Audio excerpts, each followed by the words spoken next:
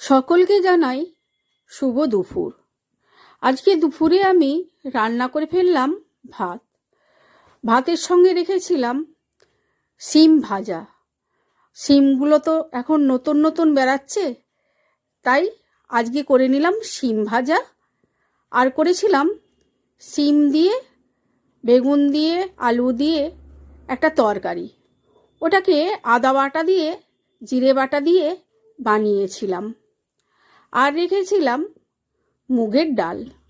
মুগের ডালটাকে আমি চাপ করে আদা বাটা, হিং দিয়ে ফোড়ন দিয়ে নিয়েছিলাম, সেইটাও দিয়ে দিলাম।